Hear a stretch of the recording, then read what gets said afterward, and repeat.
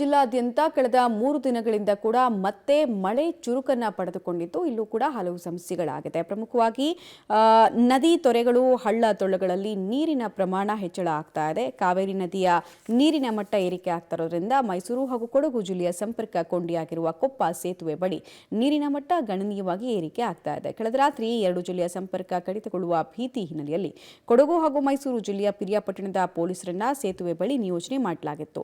ಆದರೆ ಕಳೆದ 2 ಗಂಟೆಯಿಂದ ಕುಶಾಲನಗರ ವ್ಯಾಪ್ತಿಯಲ್ಲಿ ಮಳೆ ಪ್ರಮಾಣ ಕೊಂಚ ಕಡಿಮೆ ಆಗಿರೋ ಹಿನ್ನೆಲೆಯಲ್ಲಿ ನೀರಿನ ಪ್ರಮಾಣ ಇಳಿಮುಖಗೊಳ್ತಾ ಇದೆ. ಒಂದು ವೇಳೆ ಮತ್ತೆ ಮಳೆ ಆರ್ಭಟ ಮುಂದುವರೆದ್ರೆ ಸುಮಾರು 5 ರಿಂದ 6 ಅಡಿಯಷ್ಟು ನೀರು ಬಂದರೆ 2 ಜಿಲ್ಲೆಯ ಸಂಪರ್ಕ ಕಡಿತಗೊಳ್ಳುವ ಆತಂಕ ಸ್ಥಳೀಯರಿಗೆ ಎದುರಾಗಿದೆ. ಈ ಬಗ್ಗೆ ಒಂದು ಪ್ರತ್ಯಕ್ಷ ವರದಿ ಇದೆ, ನೋಡ್ಕೊಂಡು ಬರೋಣ ಬನ್ನಿ. ಕೊಡಗು ಜಿಲ್ಲೆಯಲ್ಲಿ ಮಳೆಯ ತೀವ್ರತೆ ಹೆಚ್ಚಾಗ್ತಾ ಇದೆ. ಹೀಗಾಗಿ ಒಂದು ರೀತಿ ಜಿಲ್ಲೆಯ ಜನಜೀವನ ಸಂಪೂರ್ಣವಾಗಿ ಅಸ್ತವ್ಯಸ್ತಗೊಳ್ತಾ ಇದ್ರೆ ಇದೀಗ ಕಾವೇರಿ ನದಿ ನೀರಿನ ಮಟ್ಟ ಗಣನೀಯವಾಗಿ ಕೂಡ ಏರಿಕೆ ಆಗ್ತಿದೆ.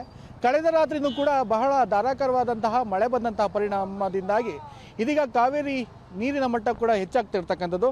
ಪ್ರಸ್ತುತ ಪಬ್ಲಿಕ್ ಟಿವಿ ಇದೀಗ ಕುಶಾಲನಗರ ಮತ್ತು ಮೈಸೂರಿನ ಗಡಿ ಭಾಗವಾಗಿರ್ತಕ್ಕಂಥ ಕೊಪ್ಪ ಸೇತುವೆಯ ಮುಂಭಾಗದಲ್ಲಿ ಇದ್ದೀವಿ. ನೀವು ಇಲ್ಲಿ ದೃಶ್ಯದಲ್ಲಿ ನೋಡ್ಬೋದು. ಯಾಕಂದರೆ ಸಾಕಷ್ಟು ನೀರಿನ ಪ್ರಮಾಣ ಗಣನೀಯವಾಗಿ ಕೂಡ ಏರಿಕೆ ಆಗ್ತಾ ಇದೆ. ಈಗ ಯಾವ ಪ್ರಮಾಣದಲ್ಲಿ ಅಂದರೆ ಅಪಾಯದ ಮಟ್ಟವನ್ನು ಮೀರಿ ಹರಿಯುವಂತಹ ದೃಶ್ಯಗಳು ಕೂಡ ಗೋಚರಿಸ್ತಾ ಇದೆ.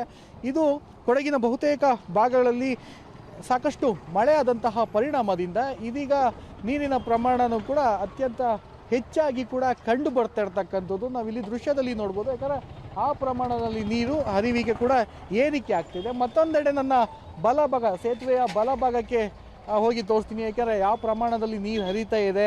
ಇದೇ ರೀತಿ ಮಳೆ ಮುಂದುವರೆದ್ರೆ ಇನ್ನೊಂದಷ್ಟು ಸಮಸ್ಯೆ ಕೂಡ ಎದುರಾಗುತ್ತೆ. ಯಾಕಂದರೆ ಅಪಾಯದ ಮಟ್ಟ ಯಾವ ರೀತಿ ಹರಿತದೆ ಇದರಿಂದ ಒಂದು ರೀತಿ ಸಮಸ್ಯೆ ಕೊಡಗು ಮತ್ತು ಮೈಸೂರು ಭಾಗದ ಜನರಿಗೂ ಕೂಡ ಆಗುವಂಥ ಸಾಧ್ಯತೆಗಳು ಕೂಡ ಹೆಚ್ಚಾಗಿದೆ. ನೀವು ಇಲ್ಲಿ ದೃಶ್ಯದಲ್ಲಿ ನೋಡ್ಬೋದು.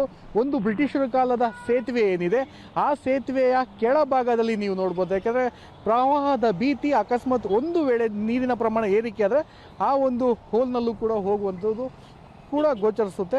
ಹೀಗಾಗಿ ಸಾಕಷ್ಟು ಅವಾಂತರಗಳು ಕೂಡ ಕಾವೇರಿಯ ಪ್ರತಾಪಕ್ಕೆ ಜಿಲ್ಲೆಯ ಜನರು ಒಂದು ರೀತಿ ನಲುಗು ಹೋಗ್ತಾ ಇದ್ದಾರೆ. ಮತ್ತೊಂದೆಡೆ ಎಲ್ಲಿ ಮಳೆಯ ತೀವ್ರತೆ ಕಡಿಮೆ ಇದ್ರೂ ಕೂಡ ಮಳೆಯ ಅವಾಂತರಗಳು ಕೂಡ ಹೆಚ್ಚಾಗ್ತಾ ಇರ್ತಕ್ಕಂಥದ್ದು. ಯಾಕಂದರೆ 2018-19ನೇ ಸಾಲಿನಲ್ಲಿ ನಿರಂತರವಾದಂತಹ ಮಳೆ ಬಂದಂತಹ ಪರಿಣಾಮದಿಂದ ಈ ಸೇತುವೆಯ ಮೇಲ್ಭಾಗ ಏನು ಮೇಲ್ಗಡೆ ನೋಡ್ತೀರಾ ಸುಮಾರು 10 ರಿಂದ 12 ಅಡಿಯಷ್ಟು ಮಳೆ ನೀರು ಬಂದರೆ ಸಂಪೂರ್ಣವಾಗಿ ಈ 2 ಭಾಗದ ಸಂಚಾರ ಏನಿದೆ ಅದು ಸ್ಥಗಿತಗೊಳ್ಳುವ ಸಾಧ್ಯತೆ ಕೂಡ ಈ ಹಿಂದಿನ ದಿನಗಳಲ್ಲಿ ಕೂಡ ಆಗಿತ್ತು. ಇದೇ ರೀತಿ ಮಳೆಯ ಪ್ರಮಾಣ ಮತ್ತೊಂದಷ್ಟು ಹೆಚ್ಚಾದರೆ ಸಮಸ್ಯೆ ಕೂಡ ಬಿಗಡಾಯಿಸ್ಬೋದು. ಹೀಗಾಗಿ ಜಿಲ್ಲೆಯ ಜನರು ಒಂದು ರೀತಿಯ ಆತಂಕಕ್ಕೆ ಕೂಡ ಒಳಗಾಗ್ತಾ ಇದ್ದಾರೆ. ಮತ್ತೊಂದೆಡೆ ಅಂದರೆ ಸ್ಥಳೀಯರಿಗೂ ಒಂದು ರೀತಿ ಆತಂಕ ಹೆಚ್ಚಾಗುತ್ತೆ. ಯಾಕಂದರೆ 2018-19ನೇ ಸಾಲಿನಲ್ಲಿ ಆದಂತಹ ಏನು ಘಟನೆಗಳಿವೆ ಅವು ಮತ್ತೆ ಮರುಕಳಿಸುವ ಸಾಧ್ಯತೆಗಳು ಕೂಡ ಇರೋದ್ರಿಂದ ಮತ್ತೊಂದಷ್ಟು ಮಳೆಯ ಪ್ರಮಾಣ ಹೆಚ್ಚಾದರೆ ಈ ರಸ್ತೆ ಸಂಪೂರ್ಣವಾಗಿ ಬಂದಾಗುವ ಸಾಧ್ಯತೆಗಳು ಕೂಡ ಇದೆ ಅನ್ನೋದು ಕೂಡ ಹೇಳ್ತಾ ಇದ್ದಾರೆ. ಈ ಕೊಡಗು ಜಿಲ್ಲೆಯಾದ್ಯಂತ ರೆಡ್ ಅಲರ್ಟ್ ಕೂಡ ಇರೋದ್ರಿಂದ ಮತ್ತೊಂದು ಮಳೆ ತೀವ್ರತೆ ಹೆಚ್ಚಾದಲ್ಲಿ ಮತ್ತೆ ಈ ಸಮಸ್ಯೆ ಕೂಡ ಬಿಗಡಾಯಿಸ್ಬೋದು. ಹೀಗಾಗಿ ಮಳೆಯ ತೀವ್ರತೆ ಮತ್ತೊಂದಷ್ಟು ಹೆಚ್ಚಾದರೆ 2 ಜಿಲ್ಲೆಯ ಸಂಪರ್ಕ ಕೊಂಡಿಯಾಗಿರ್ತಕ್ಕಂಥ ಈ ಸೇತುವೆ ಏನಿದೆ ಇದು ಸಂಪೂರ್ಣವಾಗಿ ಕಡಿತಗೊಳ್ಳುವ ಸಾಧ್ಯತೆಗಳು ಕೂಡ ಹೆಚ್ಚಾಗಿದೆ ಅನ್ನೋದು ಸ್ಥಳೀಯರ ಮಾತಾಗಿರ್ತಕ್ಕಂಥದ್ದು. ಕ್ಯಾಮ್ರಾಮನ್ ಶಿವ ಜೊತೆ ಮಲ್ಲಿಕಾರ್ಜುನ್, ಪಬ್ಲಿಕ್ ಟಿವಿ, ಮಡಿಕೇರಿ.